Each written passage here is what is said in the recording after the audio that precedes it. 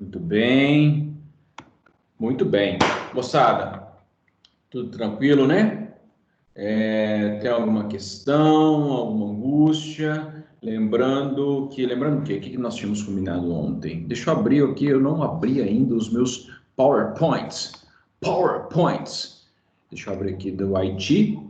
O IT. Eu coloquei a musiquinha ontem, o YouTube não me criou problema, não. O YouTube falou, não, tudo bem, pode ter aí a musiquinha aí do We Are the World, We Are the Children, We Are the Ones, so make a better day, let's a giving. Eu esqueci o que ele tá falando. Deixa eu ver, só abrir um negócio aqui, mais um América Latina. Cadê o meu PowerPoint? Independência, isso. Já vou deixar aqui aberto. Gente, alguma coisa? Bom dia, bom dia, bom dia. Só bom dia, né? Só bom dia que vocês vão mandar para mim. Então tá bom, só bom dia então. Bom dia então. Tudo bem, bom dia. Bom dia. Bom dia, amiguinhos, como vão? Bom dia, amiguinhos, como vão? Faremos o possível para sermos bons amigos. Bom dia, amiguinhos, como vão? Bom dia, amiguinhos, como vão? Bom dia, amiguinhos, como vão? Faremos o possível para sermos bons amigos. Bom dia, amiguinhos, como vão? Viu? Eu já fui monitor de acampamento de verão. Nossa, um monte de musiquinha. Eu sabia um monte. Agora eu só sei algumas, umas 3 ou 4, não sei. Já faz tanto tempo. Eu fui catequista também. Eu fui catequista por uns 5 anos, mais ou menos. Aí eu ficava cantando a musiquinha com os meninos. Cara, eu fazia história na Fafiche, na UFMG, povo loucaço. Aí todo sábado à tarde eu ia dar catecismo para os meninos e ficar cantando assim. Teve um dia que eu parei. Eu estava brincando com os meninos 6 anos de idade, 6 anos. Aí, fazendo as brincadeiras com os meninos lá, ensinando para eles e tal. E aí, lembrando das coisas de história, assim, lembrando dos conceitos do povo doido, enfim. Pois é. Depois que eu fui, depois. Ah, Carol! Gente, a Carol tá virando humorista, dizendo que eu tenho bela voz para cantar. Ah, para, Carol. O Carol, eu É tenho afinação. sério, tem sim. Eu tenho a minha voz, eu considero boa para falar, mas para cantar, esquece. Meu Deus do céu. Já. Mas enfim, eu vou ficar então só na musiquinha de criança, porque aí você vai ficar com essa boa impressão. A gente tem que terminar a nossa carreira no auge, né? Então eu vou terminar minha carreira de cantor, na sua perspectiva, só com essa musiquinha de criança. Depois eu canto uma outra musiquinha. Tem um monte de musiquinha. Tem do Baby Shark. Pois é, olha só o que aconteceu. O Baby Shark não era conhecido no Brasil. Eu conheci o Baby Shark desde 1912, que eu conheci o Baby Shark. E aí o povo gostava. Toda vez que eu, sei lá, dava aula para o 6º ano, quando os meninos estavam muito agitados, tal, não estavam prestando atenção, eu parava a aula e começava a cantar Baby Shark. Aí os meninos davam uma extravasada e aí depois a gente voltava para o conteúdo. Agora o Baby Shark inflacionou, né? Todo mundo sabe Baby Shark, canta Baby Shark para lá e para cá, enfim. Mas o Baby Shark é uma música que eu sempre gostei de cantar. Sempre gostei, né? Enfim, ficava quase 20 minutos cantando lá no acampamento que eu trabalhava, nos Estados Unidos. A gente ficava inventando um monte de coisa, um em cima do outro, assim, ficava 20 minutos, os meninos riam, era engraçado demais a conta, era muito legal. Pois é, olha só o que aconteceu comigo, Cris. Com 16 anos, eu entrei no seminário, então eu fui seminarista, fui dos 16 até 18, 19 anos, eu fui seminarista. Aí depois desisti. Eu não me arrependi de ter saído, mas eu não me arrependi de ter entrado também no seminário. Foi bom, foi uma boa época. Enfim, deixa eu ver o que mais. Cantar Baby Shark para o Henrique. Muito bem, gente, vamos falar agora, não vamos falar de Baby Shark, vamos falar agora do Haiti. O Haiti aqui. Tem uma música do Caetano Veloso, do Gilberto Gil, sobre o Haiti, dizendo que o Haiti é aqui. Depois vocês dão uma olhada. Eu vou colocar depois. Eu devo colocar uma atividade sobre o Haiti, viu? Aguardem, aguardem. Muito bem. Deixa eu compartilhar minha tela com vocês para nós falarmos do Haiti, porque tem muita coisa para falar do Haiti. O Haiti. Vocês notaram que ontem eu fiquei muito emocionado, que eu chorei, inclusive? Não notaram, não, graças a Deus, né? Mas eu fiquei muito emocionado ontem. Ah, inclusive o vídeo está aqui, ó. Depois que vocês. Eu vou colocar o vídeo depois para vocês. Mas ontem eu fiquei muito emocionado com aquela música. Eu ouço aquela música sempre, ela é bem tocante assim, mas ontem especificamente não sei por quê. Enfim. Bem, o Haiti. Vamos lá.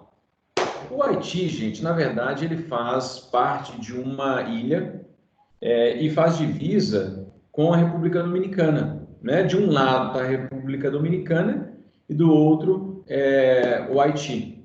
Então, assim, bem próximo, né? Olha o tanto de países, de ilhas que se tornam país aqui. Bem, Cuba, né? Cuba que era da Espanha, né? Que fala espanhol. Porto Rico está aqui. Aqui está a Jamaica. Muita gente pensa que Jamaica está na África. Não está, gente. E a Jamaica foi colonizada pelos ingleses. De muita plantação. E os ingleses, na verdade, ficaram de olho muito tempo, eles ficaram de olho aqui nessa ilha. Mas no final das contas, quem dominou aqui foram os franceses. Quer dizer, tudo era da Espanha. Tudo era da Espanha.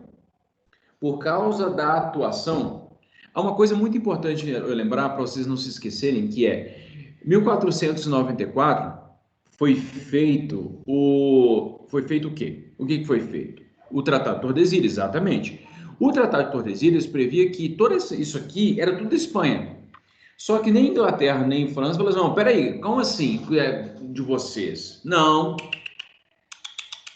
não, senhora, não é, tá? E aí o que acontece? Os franceses e os ingleses começaram a ter atuação principalmente aqui na região do Caribe. Piratas do Caribe, gente, é inspirado nisso aqui.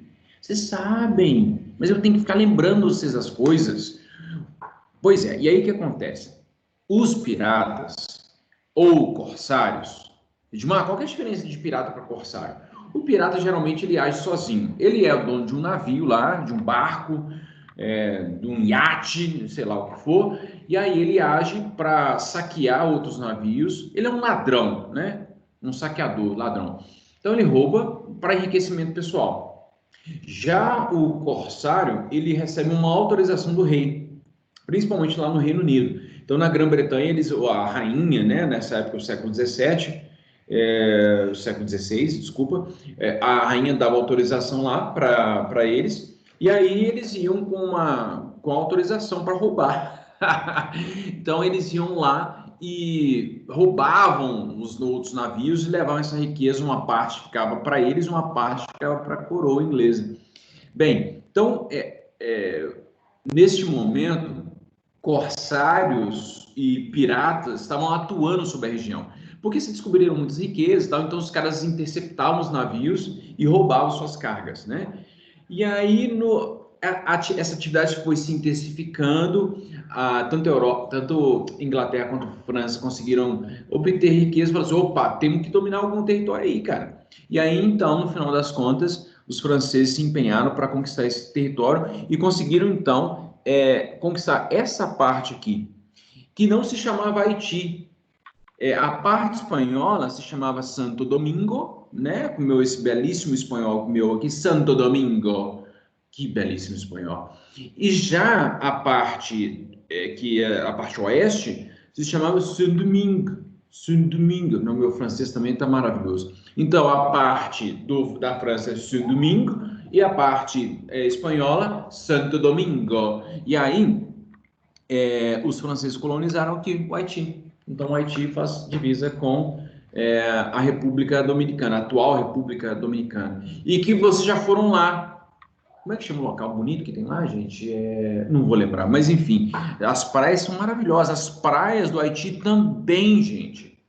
O Haiti tem praias sensacionais, espetaculares, paradisíacas. Mas sofre terremoto direto e reto lá. direto e reto, tem terremoto, tem tsunami, tem furacão, é uma tristeza. Mas a República Dominicana é um lugar lindíssimo também. Tudo aí, na verdade, essas praias, todo e qualquer lugar que você for aqui, todo em qualquer lugar não, porque tem ilha que é inabitável, que tem, como é que chama? Tem vulcão, aí não tem jeito, aí você fica respirando enxofre lá, você vai morrer, e aí você não quer morrer, tá? Então é isso. Muito bem. Eu acho que eu abri. Peraí, deixa eu fazer um negócio aqui que eu acho que eu fiz uma bobagem. Eu abri o slide errado. Só um momento. Deixa eu descompartilhar minha tela aqui. Deixa eu abrir aqui o slide correto. Aulas, Revolução no Haiti. Revolução no Haiti. Eu abri o errado. Eu abri o slide errado. Ah, agora sim. Falei, não, isso aqui tá estranho. Isso aqui tá muito estranho. Isso. Ah, aqui, ó. Não, vocês não estão vendo, não. Eu esqueci de compartilhar a tela. Gente, que bobagem. Chama Punta Cana, lugar na República Dominicana. É, exatamente. Que você tá afim. Eu tô afim de ir lá em Punta Cana, mas enfim, meu irmão foi lá, mas eu não fui, não. Eu queria ir lá. Agora, não faço a mínima ideia de quando a gente vai poder ir lá. Talvez ano que vem, a vacina vai sair, se Deus quiser. Muito bem, é esse o slide que eu estava procurando, gente. Eu falei assim, tem alguma coisa errada aqui. E aí, o que acontece? Há algumas informações importantes, tá? Por isso que é bom colar. Essa ilha, ela é chamada de Hispaniola, com H, tá? E essa região, ela foi colonizada por Cristóvão Colombo, que chegou nessa área e descobriu muitas minas de ouro, enfim, né? Aí ele explorou esse território, que foi muito visado por diversos países, dentre eles Inglaterra e França. Aí, inicialmente, então, há dois tratados para consolidar o domínio francês sobre o território. Os tratados de Ryswick, de 1697, e o Tratado de Aranjuez, que reconhecia. Na verdade, esse Tratado de Ryswick é o seguinte, foi um combinado entre os franceses e os ingleses. Ó, eu vou ocupar essa parte aqui. Os franceses falaram assim, ó, a gente vai ocupar essa parte aqui e vocês ingleses ocupam essa aqui. Beleza. Aí depois fizeram um acordo com a Espanha de Aranjuez, que reconhecendo o domínio francês sobre esse território aqui. Então, neste momento, a partir de 1777, oficialmente, essa parte oeste da ilha espanhola é conhecida como Saint-Domingue. Tá? Muito bem. Quem souber francês aí, finja que eu pronunciei correto, tá? Bem, no final das contas, o Haiti foi a primeira colônia da América Latina. Os Estados Unidos não é latino, tá? Então, enfim, o Haiti foi a primeira colônia que se tornou independente e foi o primeiro estado na América a abolir a escravidão. Então, o Haiti é muito emblemático. Gente, vocês não fazem ideia do tanto que o Haiti é importante para nós, inclusive para o Brasil. Eu vou falar disso depois, mas o Haiti foi muito importante para nós, extremamente importante. Para, inclusive, criar uma ideologia mais racista. Eu explico depois. Mas o medo de acontecer o que aconteceu no Haiti fez com que as autoridades brasileiras arrefecessem, endurecessem as práticas escravocratas no Brasil. E aí só abolisse a escravidão só depois. Então a história do Haiti tem muita relação com a gente. Você tem um livro que eu estou doido para comprar, eu acho que talvez eu comprei ontem, não lembro muito bem, mas eu acho que eu comprei ontem, talvez. Mas enfim, vamos lá. Antes da rebelião estourar, como que era o Haiti? Primeira coisa, alguém me perguntou assim, Edmar, por que o Haiti, uma ilha tão pequenininha, por que ele preocupou tanto?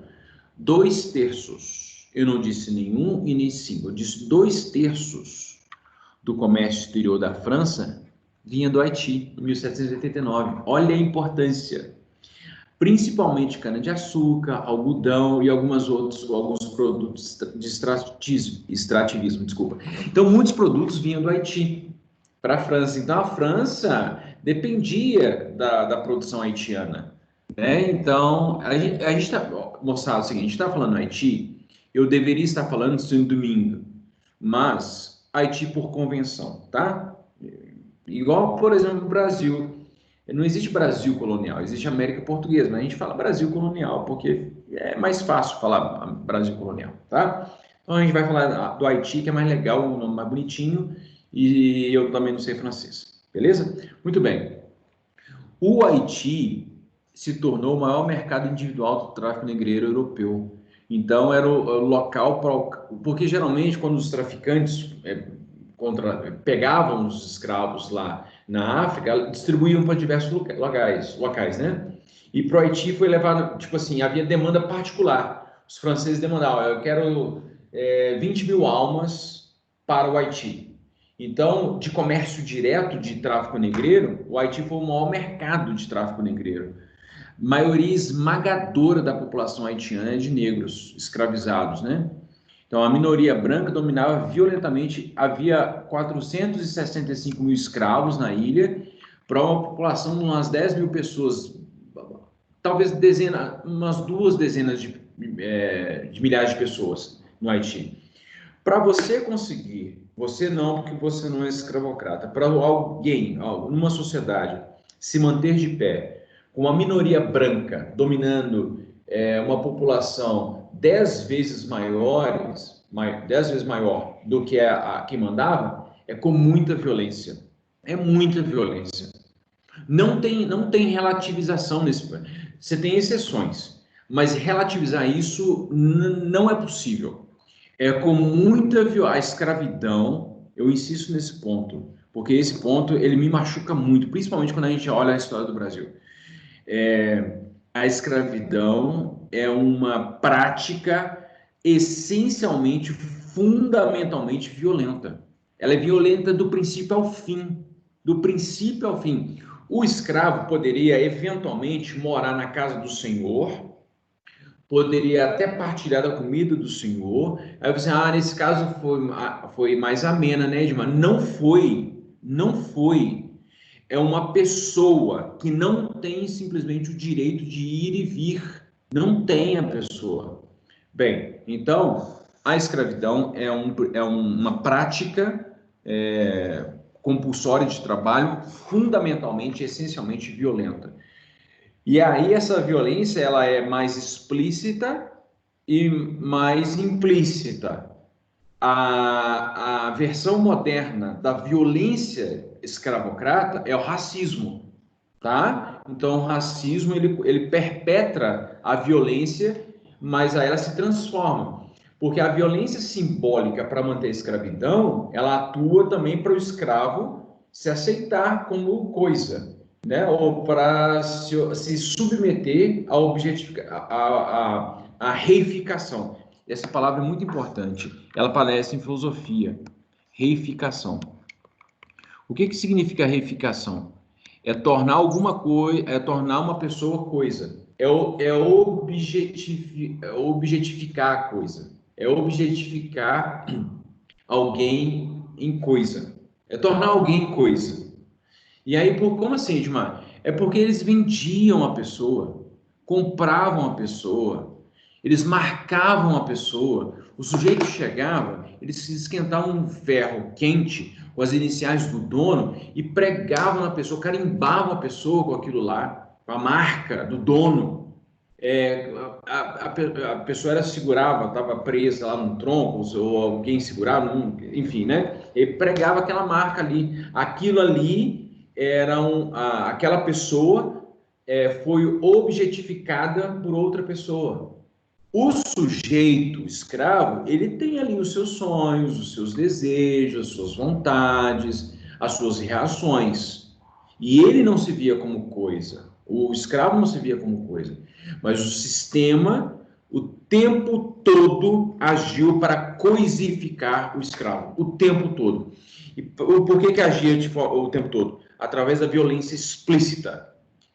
Por exemplo, no Brasil, a primeira coisa que se fazia quando uma vila era formada era colocar um pelourinho nessa vila. para que as pessoas vissem que aquilo é uma sociedade essencialmente violenta. Violenta contra um determinado grupo de pessoas, né?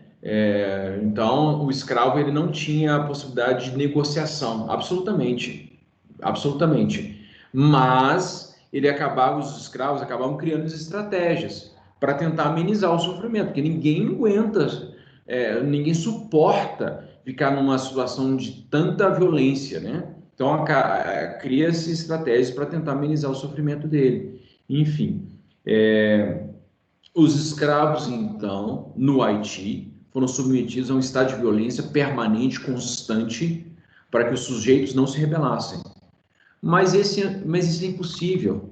Submeta um sujeito a uma violência extrema, mesmo que ele seja a pessoa mais submissa do mundo, ele vai reagir em algum momento, né? Muitos reagem, inclusive, tirando a própria vida, que é uma reação muito triste, mas ele tira. Assim, cara, o escravo valia, assim, arredondando, dependendo do local, 30 mil reais, 40 mil reais, 20 mil reais, enfim.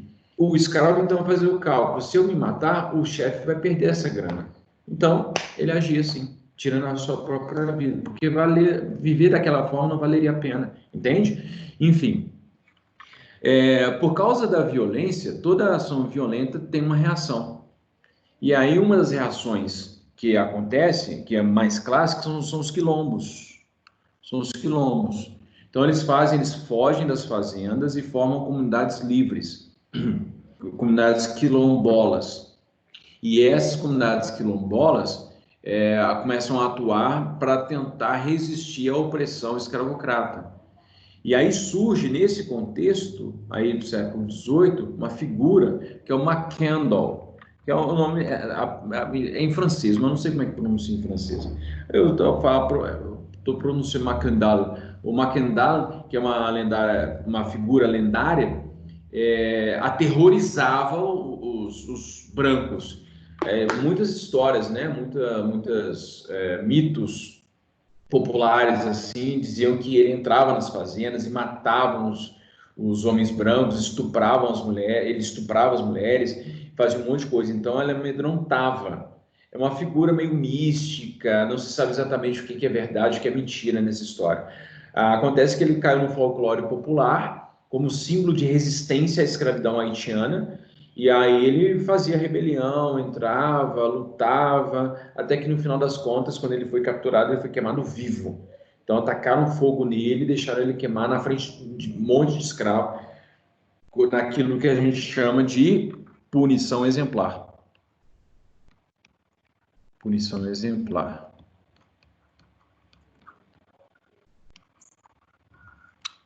Punição exemplar. Entende? Muito bem. Alguma questão até agora? Não, né? Muito bem. Existia no Haiti, ontem eu estava falando sobre as peculiaridades do Haiti. O Haiti, de fato, você tem uma peculiaridade. Perceba essa imagem aqui, é uma imagem que celebra a libertação, a abolição da escravidão no Haiti. E ela tem muitos elementos aqui. Pessoal, lembrem-se do seguinte: todas as vezes que você for analisar uma imagem, eu já falei isso, eu sei que eu já falei isso, mas todas as vezes que você for analisar uma imagem, analise os elementos explícitos e os implícitos que estão na imagem. O que está aqui? No centro, geralmente as coisas mais importantes estão aqui no centro, né? E aí você tem um homem e uma mulher se abraçando, libertando a corrente, porque tinha uma corrente e tinha uma espécie de presilha, né, nos punhos, assim. Então eles estão quebrando assim, e aí estão olhando para o céu, né, como se fosse uma dádiva divina, né, a libertação. E estão felizes, estão assim, encantados com a libertação, enfim. E aqui tem alguns outros negras, né, negros e negras, mulheres e homens, também olhando para o céu e celebrando a liberdade, né? Alguns resignados, não sabem muito bem o que fazem, enfim.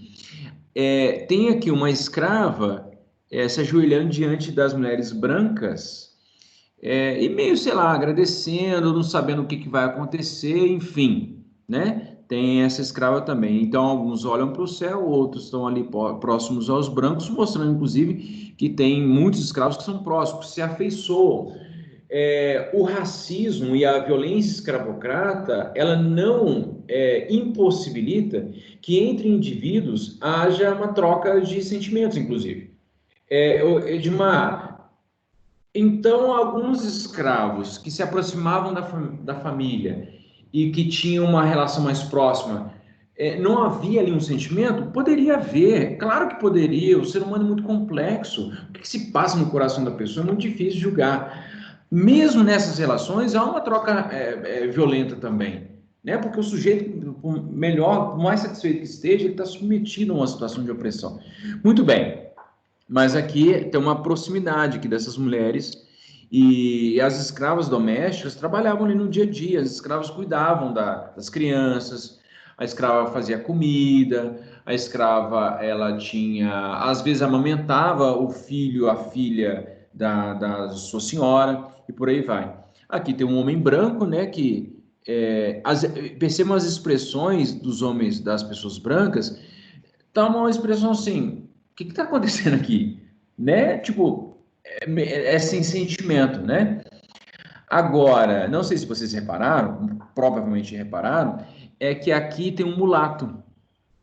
Olha o mulato aqui. O mulato, provavelmente, então, ele é filho de branco com negro e ele tá com a roupa diferente. E aí que é um ponto que eu queria destacar, que é o seguinte: os homens pardos, os mulatos, eles tinham em relação à mãe, principalmente a mãe, uma posição social melhor. Então, o mestiço ele tinha uma relação melhor. Então, ele já se vestia, ele já se distinguia, porque tinha a pele mais clara, era filho, mesmo que fosse filho bastardo do seu senhor, enfim, tinha alguns cuidados especiais. Tá? Então ele já se diferenciava. Mas mesmo assim ele está sorrindo, ele está feliz aqui com a libertação. Provavelmente a mãe dele era uma escrava e aí ele, enfim, né? Então esse é um mulato. Agora tem aqui um padre também, não sei se dá para reparar, que parece ser um padre, né? Que está olhando aqui de forma meio assim, desconfiada também, olhando para ver o que está acontecendo, enfim. Tem aqui um homem branco com um negro no colo, que é bem interessante. Enfim, e não sei se dá para reparar, eu tinha visto, tem uns soldados aqui atrás, assim, ó, uns soldados aqui.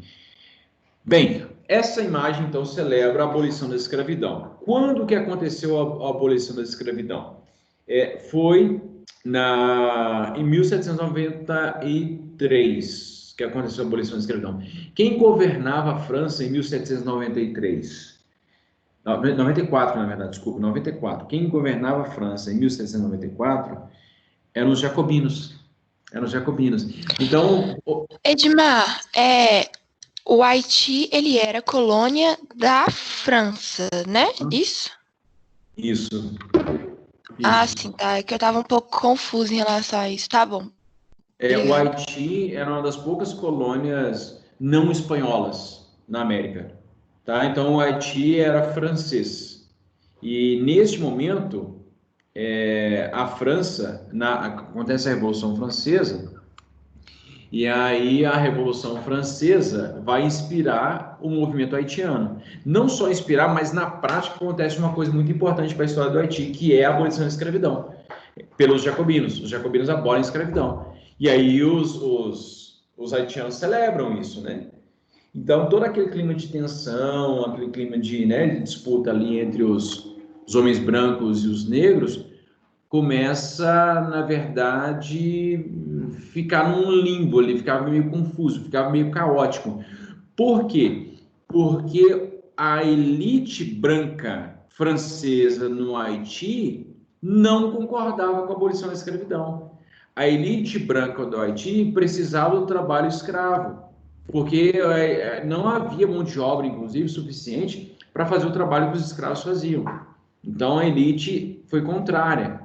Mas, enfim, os jacobinos aboliram, os jacobinos mandavam, mas enfim, logo depois os jacobinos serão, vão ser, né, Robespierre, Saint-Just, eles vão eles vão sofrer um golpe e vão ser retirados do poder, e vão, inclusive, ser guilhotinados, ali em julho de 1794. Então, os caras vão ter que sair, né? Então, vão ter que sair, enfim. E o Haiti? Já fizeram a abolição da escravidão, e agora? O que que faz? Vamos ver o que vai acontecer. Ah, tem uma coisa importante, uma coisa muito importante. Eu não sei porque que eu não coloquei esse slide anteriormente, mas existia na França, no ano de 1743, esse documento aqui é 1743, e ele se chama Código Negro. Esse Código Negro, ele estabelecia regras para o tratamento dos escravos. E regras bem interessantes, assim, assegurar aos escravos uma alimentação mínima, limite dos castigos físicos, permissão do casamento interracial, os mestiços e negros tinham os mesmos direitos brancos. Ou seja, amenizava um pouco a violência, permanecia a violência, mas amenizava. Qual que é o problema? É que os artigos foram deliberadamente descumpridos. Quem fez isso foi se eu não estiver enganado, foi um padre que escreveu essas regras. Não foi o padre, não. O padre foi outra coisa. Mas alguém escreveu, eu acho que foi Auguste Simon, que escreveu esse documento propondo para que os negros nas colônias francesas fossem melhores tratados, fossem tratados de forma melhor. Mas os colonos estavam nem aí. Colono que saía da França para se enriquecer na América, mas sentava o bambu, sentava o chicote, sem dó e sem piedade, sem titubear. Então, os caras, mesmo com uma orientação, mesmo com um código, né, um código com regras, né, estabelecendo o procedimento correto para se tratar escravo, os colonos sentavam o bambu. E, obviamente, né, que essa violência toda que eu já falei, ela vai ter reação. Bem, um dos caras fundamentais para a libertação, para libertar e para conseguir, de fato, a consolidação da abolição da escravidão e depois da independência do Haiti, vai ser esse moço aqui. Esse moço belíssimo, vestido quase como um Napoleão, vestido aqui como um soldado francês, né? Esse homem é o François Dominique Toussaint, que era chamado de Louverture. Louverture é liberdade, eu esqueci o que significa Louverture, mas daqui a pouco eu lembro.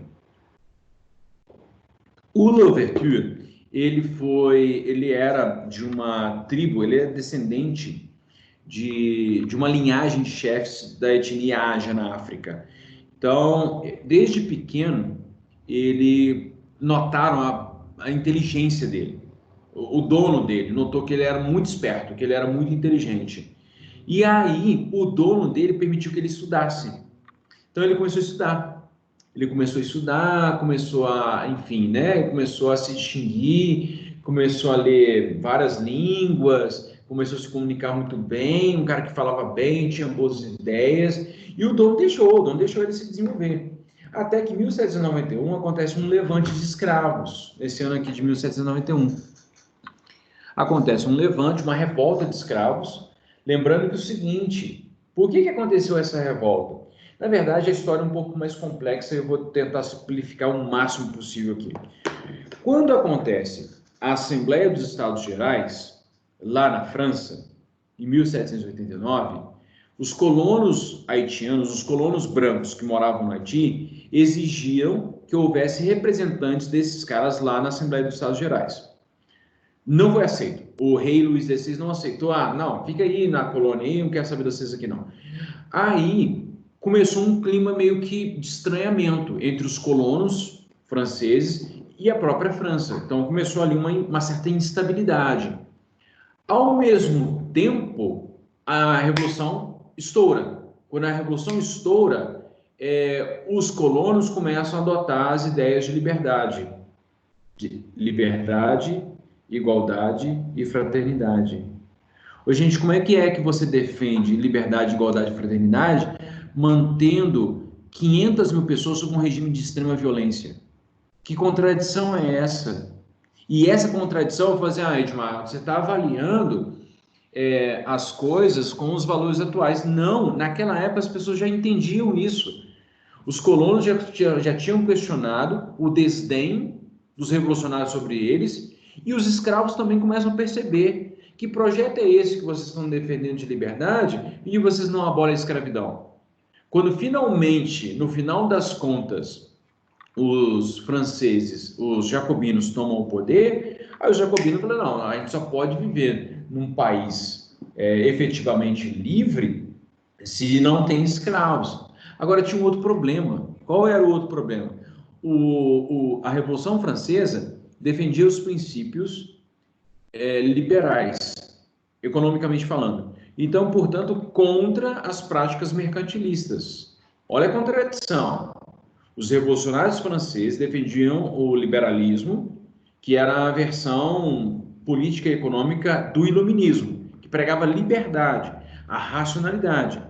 E esses valores aqui são contrários ao antigo regime. Um dos pilares do antigo regime é o mercantilismo. O mercantilismo se baseava no colonialismo. Ou seja, se esse grupo aqui está defendendo valores contrários a esse aqui, então é preciso destruir tudo aqui. Só que essa galera que estava defendendo liberdade, iluminismo e por aí vai, simplesmente passa pano para a questão colonial. Simplesmente finge que não é coisa, não, tal. Aí os jacobinos foram aqueles que não, gente, tem que acabar com a escravidão. Só que eles não fizeram o processo completo, ou seja, acabar com a colônia. Então, não sei, deve ter sido cogitado, mas neste momento não houve nenhuma decisão assim para que o Haiti fosse liberto e as outras colônias também fossem libertas. A escravidão, sim, foi levada para a discussão, mas a questão da libertação dos países, não foi discutida. Bem, e aí, no final das contas, os haitianos, esse levante de 1791, ele é duramente reprimido, ele aconteceu a revelia do Louverture, o Louverture não participou desse de 91, só que o negócio começa a piorar, a França está numa instabilidade política e econômica terrível, e aí os escravos haitianos começam a se mobilizar. Quando a escravidão é abolida em 1794, aí sim, aí nesse momento a galera vai para frente, a galera começa a discutir, não, agora a gente é livre. Vai ter muito conflito, e aí quando Napoleão sobe ao poder em 1799, ele vai atacar o Haiti. Napoleão vai mandar tropas para atacar o Haiti para fazer com que os haitianos voltassem à condição de escravo. Só que o Louverture, que se torna um grande líder deste momento, falou não, de forma alguma. O Louverture, inclusive, tinha ajudado o Haiti numa guerra contra a Inglaterra e também liderou as tropas haitianas contra as tropas do Napoleão. E venceu as duas. Venceu contra a Inglaterra e venceu contra o Napoleão. Mas Edmar está escrito aí que ele se tornou prisioneiro, eu sei. Mas o que acontece? Os franceses, já derrotados, conseguiram capturar o Louverture e levou o Louverture para a França. E aí, no final das contas, ele morreu na prisão. Então, o grande líder da consolidação da revolta haitiana foi o Louverture. E o Louverture fez o seguinte, ele percebeu que se os haitianos continuassem sob o domínio da França, o projeto de libertação dos escravos não ia se consolidar. Então, eles precisavam lutar. A luta para a abolição da escravidão, ela estava a caminho, né? Mas era preciso radicalizar, era preciso separar-se da França. Então, os haitianos começam juntamente com a luta pela abolição da escravidão, eles começam a lutar pela independência do Haiti, né? E aí, enfim, a situação fica muito complicada porque eles são atacados pela Inglaterra. Por que a Inglaterra ataca o Haiti? Porque a Inglaterra está de olho no território do Haiti.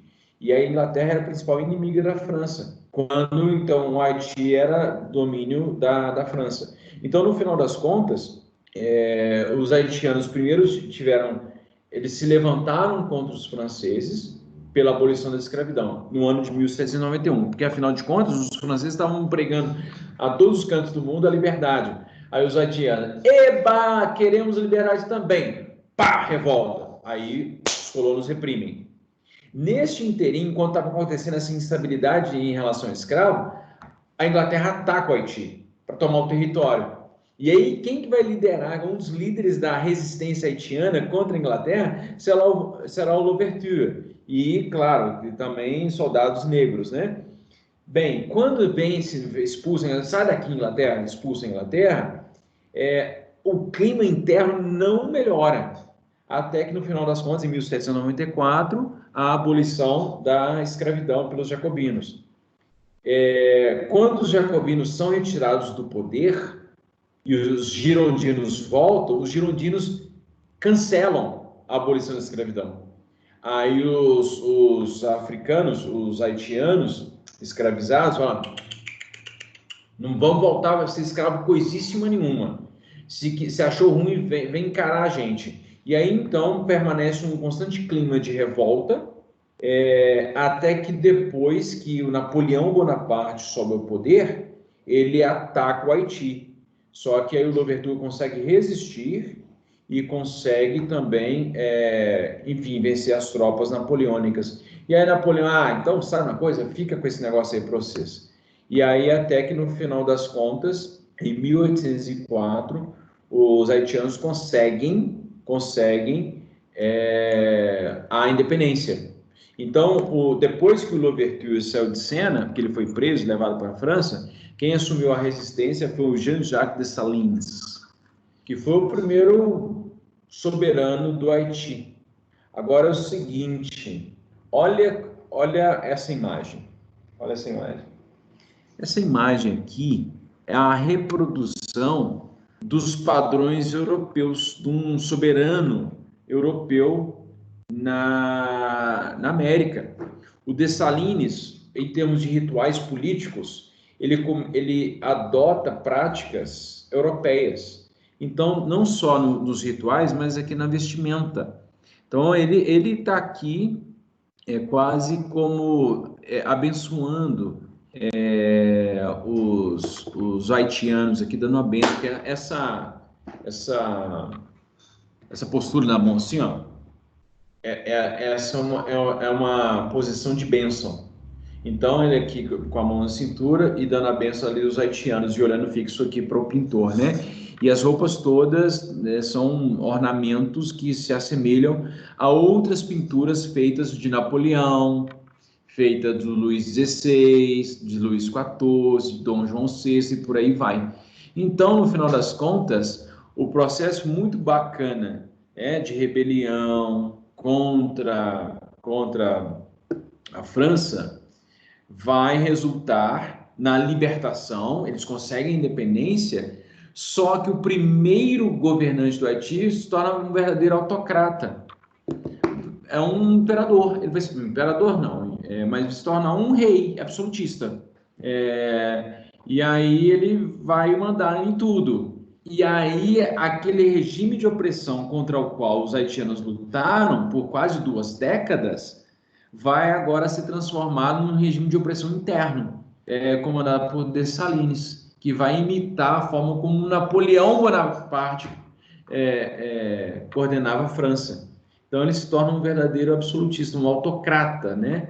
Governando o Haiti. Só que o Haiti era muito pobre. E aí, se você pega poucos recursos, né, financeiros que tem ali no Haiti e concentra nas mãos de poucas pessoas, o que vai acontecer? Uma sociedade completamente desigual. E essa tradição foi mantida por 2 séculos. A libertação foi em 1804, que eles conseguem a independência. Então você tem 200 anos aí de grandes desigualdades sociais. 200 anos. Os caras foram livres, os caras conseguiram se libertar. E aí, quando tiveram a chance de criar um regime mais democrático, um regime mais representativo, inclusive, e mais equilibrado, as desigualdades se aprofundam. E aí o Haiti vai ser governado por muito tempo por ditadores. Muitos ditadores governaram o Haiti de forma extremamente cruel, mantendo grande parte da população numa miséria extrema e eles governando ali cheio de privilégios. Uma minoria parda, negra, de famílias tradicionais, vão mandar em tudo e o restante da população vivendo uma grande miséria. E uma história que começou linda vai desembocar numa situação de grande miséria. Que tristeza, meu Deus do céu. Pois é. Não acabou não, viu, gente? É porque tem mais 2 slides aqui, mas que eu vou entrar em 2 outros aspectos. Eu vou falar sobre a questão da língua, da religião e dos legados, que os legados tem muita coisa para eu falar. Tá? Ô, moçada, alguma questão, alguma dúvida? Pois é, o que acontece, Ana? Essa galera que tomou o poder, no final das contas, você já ouviu dizer por que é errado falar doméstica? Ixi, essa eu não sei, essa eu vou ter que pesquisar, não sei não. Empregada doméstica, só não sei empregada doméstica, não sei. Mas eu vejo até na mídia, assim, de governos mais progressistas, eles falam empregada doméstica. Não sei. Inclusive, assim, eu tinha visto um vídeo, eu tava tentando achar ele de novo, porque eu não lembro direitinho. Só que o cara tava explicando o porquê que era errado chamar doméstica, falar agora, né, doméstica, é alguma coisa com o passado, entendeu? Tipo assim, que denominavam no passado, que aí, tipo, quando a gente fala agora é meio preconceituoso, entendeu? Uma reprodução do preconceito, né? O que eu sei, assim, de bate-pronto, assim, é o criado mudo. O criado mudo é terrível. A expressão criado mudo vem do fato de que um escravo ele ficava ali à beira da cama, ali com um copo d'água, às vezes a noite inteira. Né? Só espera da pessoa, se ela acordar, né, do senhor, se ele acordar e tiver com sede, né, ele vai pegar, então. Exatamente. Mas o que aconteceu, Ana Gabriela, foi o seguinte: a elite política que se consolidou no Haiti, que era uma elite de ex-escravos, inclusive, essa elite não fez um projeto de desenvolvimento de uma forma geral, porque, na verdade, acabou que houve um boicote generalizado assim, dos outros países. O Haiti ficou jogado por sua própria sorte. Então, o pouco de riqueza, portanto, que tinha, uma riqueza concentrada. Muitos brancos fugiram. Hoje o Haiti tem uma população de negros, a esmagadora maioria, eu acho que mais de 90%, talvez mais de 95% da população haitiana seja de negros. Mas o restante, uma boa galera fugiu, voltou para a França, e os haitianos ficaram ali sua própria sorte. E aí vai ter muitas ditaduras, muitos governos autocráticos durante todo o século XIX e século XX. Século XX teve ditaduras lá do Papa Dog, Baby Dog e Papa Dog.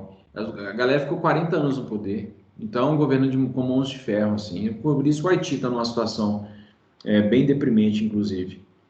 Moçada, é o seguinte, então, o que a gente vai fazer? Eu devo gravar... Não devo gravar, não. Eu quero dar essa aula, eu quero falar para vocês, para terminar o Haiti. E aí, se caso eu estender muito, aí para as independências das Américas, aí eu devo gravar um vídeo e aí disponibiliza para vocês degustarem. Porque a gente não entra muito nas independências das Américas, não. Embora seja extremamente importante, extremamente legal assim também, mas é muito complicado, muito detalhe, e a gente precisa chegar no Brasil, tá? A gente precisa sair do Haiti e chegar no Brasil. Só passando ali rapidinho pela América e chegar no Brasil. Então tá bom, gente. Um grande abraço para vocês. Bom fim de semana. Até semana que vem. Qualquer coisa é só chamar, tá? Tchau. Tchau, obrigada, Edmar. Por nada. Tchau. Por nada. Tchau. Tchau, Edmar, obrigada. Por nada. Tchau.